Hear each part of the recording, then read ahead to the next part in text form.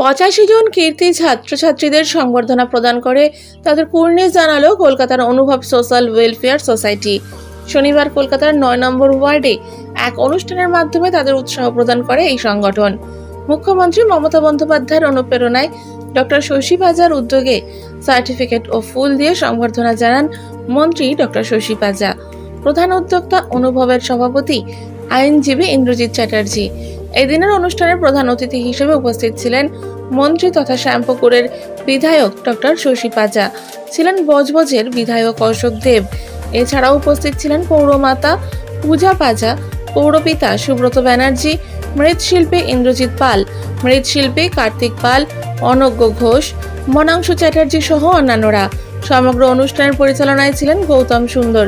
এই দিনের অনুষ্ঠান এবছর 14তম বর্ষে পদার্পণ করলো।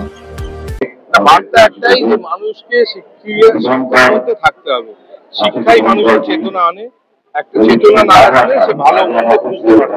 তাই আমরা শিক্ষাটাকে চেষ্টা করি সবাই এগিয়ে নিয়ে 85 মাধ্যমিক উচ্চ মাধ্যমিক সিবিএসসি আইসিএসসি মিলিয়ে ৯ নম্বর ওয়ার্ডের 85 জন ছাত্রী প্রায় 50%।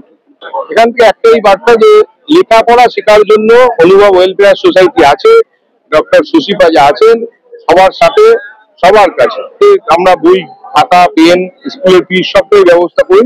যদি অ্যাপ্লাই করতে হবে ডক্টর শশী পাজাটাকে তিনি আমাদের ফরওয়ার্ড করেন, আমরা দেখে অ্যাপ্লাই করি। কলকাতা অনুভব ওয়েলফেয়ার সোসাইটি প্রতি বছরই আমরা দ্বাদশ শ্রেণী এবং দশম শ্রেণীর ছেলেমেয়েরা যারা পাশ করেছেন তাদেরকে উৎসাহ প্রদান করি।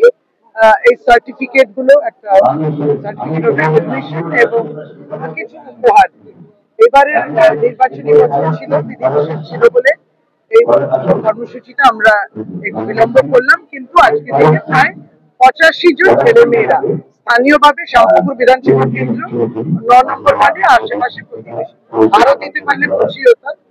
তো এইটা ছেলে মেয়েরা পড়াশোনা করুন, আমরা একটা উৎসাহ দিচ্ছি, আর কিছু না। আমি মনে করি যে সবসময় রেকগনিশন মানে আমাকে তার সম্মান, তার যোগ্য প্রাপ্য এবং সে পড়াশোনা করছে সেইটুকু তাকে উৎসাহ দিতে হবে। কত মার্কস ইত্যাদি থাকে প্রত্যেকে চেষ্টা করবে, প্রত্যেকে চেষ্টা করুন। সেই জন্য আমরা প্রত্যেকে আজকে একটা সম্মানিত করলাম, সম্বোধনা জানালাম।